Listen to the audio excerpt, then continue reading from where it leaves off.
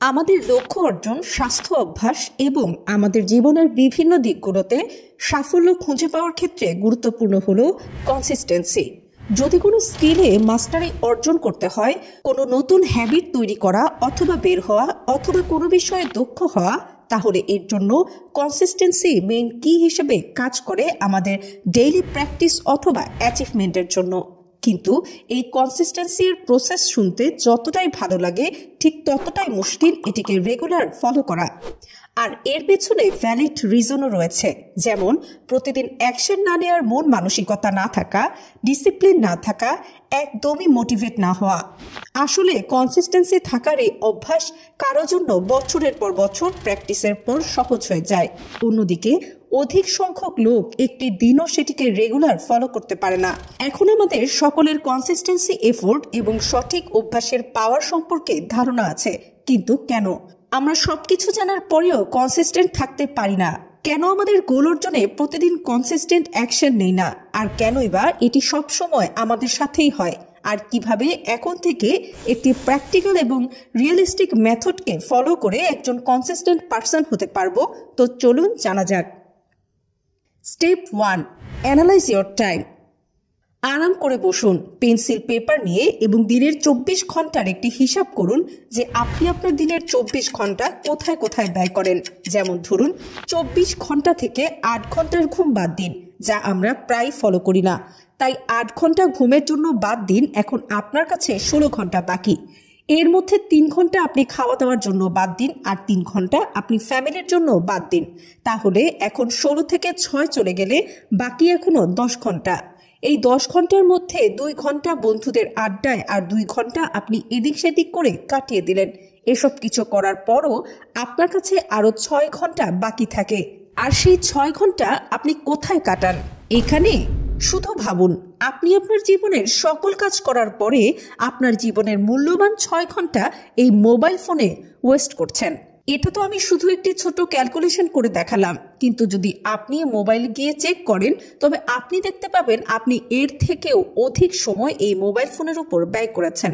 তাই সবার প্রথমে আপনাকে দেখতে হবে আপনার সময়গুলো কোথায় যাচ্ছে। তারপর আপনি সেই ওয়েস্ট জায়গাগুলো থেকে সময় একটু একটু করে বের করতে হবে, যেখানেই আপনার মনে হবে এখানে আপনার সময় ফালতুই নষ্ট হচ্ছে, হোক সেটি মোবাইল বা অন্য কিছু। আপনাকে সেখান থেকে আপনার সময়কে কাট আউট করতে হবে। Step 2, set realistic goals. আমরা যখনই কনসিস্টেন্সির কথা বলি অথবা লাইফে গোল সেট করার কথা বলি, তখন আমরা এমন গোল সেট করি যেটি যে কেউ দেখেই বলবে এটি তোর দ্বারা সম্ভব নয়। আপনাকে এমন ভুল করা যাবে না। আপনাকে রিয়েলিস্টিক গোল বানাতে হবে, হোক সেটি ছোট, কোনো সমস্যা নেই, কিন্তু সেটি যেন ছোট হয় এবং রিয়েলিস্টিক হয়। যেমন ধরুন লাস্ট উইক আপনি 6 ঘন্টা স্টাডি করেছেন, এই উইকে আপনি 8 ঘন্টা অথবা 9 ঘন্টা স্টাডি করবেন, যেটি দেখা যায় যে এটি একটি রিয়েলিস্টিক অ্যাপ্রোচ এবং করাও সম্ভব। Step 3, run out of motivation.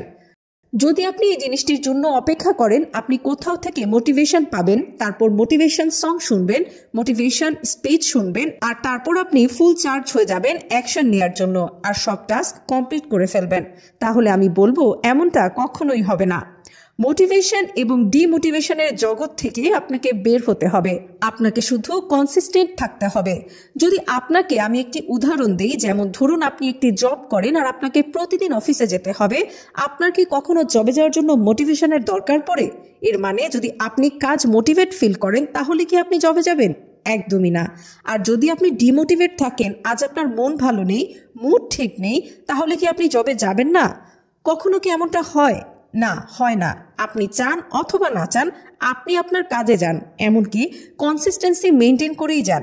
এমনটা কেন হয়? আপনি জবের জন্য কনসিস্টেন্ট থাকেন, কিন্তু এই কনসিস্টেন্সি আমরা আমাদের গোল অর্জনের জন্য কেন অ্যাক্টিভ রাখতে পারি না? আমি আপনাদের বলছি, জবের সময় আপনার মাথায় থাকে যদি আমি আজ জবে যাই তাহলে আমার স্যালারিতে এত পরিমাণ অ্যামাউন্ট অ্যাড হবে, আর যদি না যাই তাহলে আমার বস আমার অ্যাকাউন্ট থেকে 1000 টাকা কেটে নেবে। আপনি তৎক্ষণাৎ ক্যালকুলেট করতে পারছেন যে আপনি যদি এটি করেন তবে আপনার প্লাস হবে, আর এটি না করলে কত মাইনাস হবে।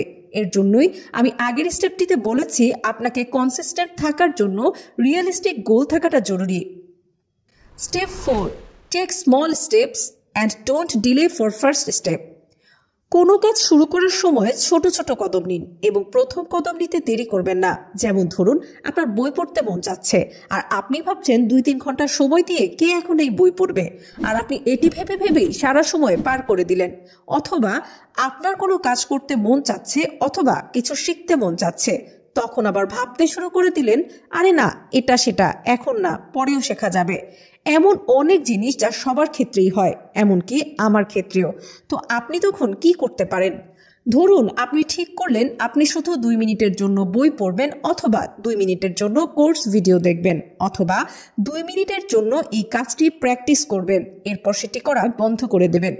এটি করাতে অনেক বেশি হাই চান্স আছে যখন আপনি সেই কাজটিকে করার জন্য প্রথম স্টেপ নিয়ে নিয়েছেন, এবং দ্বিতীয়ত যখন আপনি সেই কাজটি করার জন্য 2 মিনিট অথবা 5 মিনিটের জন্য বসে পড়েছেন, তখন অনেক বেশি চান্স বেড়ে যায় যে আপনি সেটিকে 10 মিনিট, 20 মিনিট অথবা 30 মিনিট পর্যন্ত করতে পারেন, যেমনটা আমার সাথে হয়।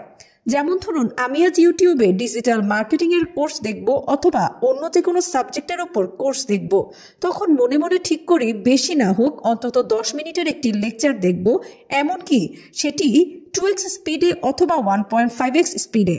আর যখন ভিডিও দেখতে বসি তখন 1 অথবা 1.5 ঘন্টা আরামসে বের করে ফেলি, শুধু এই একটি স্টেপ নেওয়ার কারণে।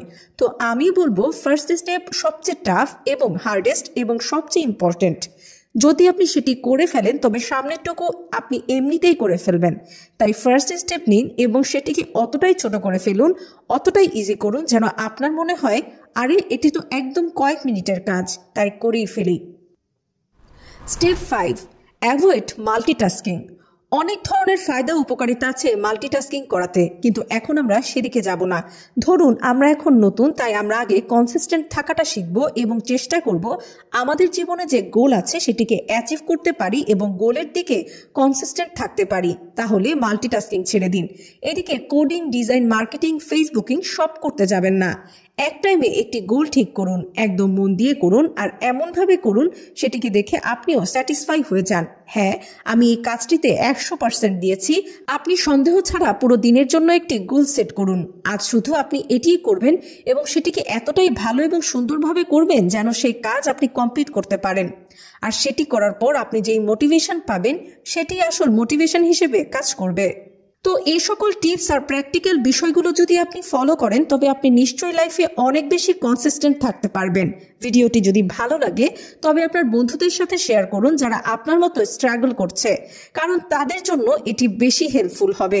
আর ভিডিওটি কেমন লাগলো প্লিজ কমেন্ট করে জানান, আর চ্যানেলটি সাবস্ক্রাইব করতে ভুলবেন না। ধন্যবাদ।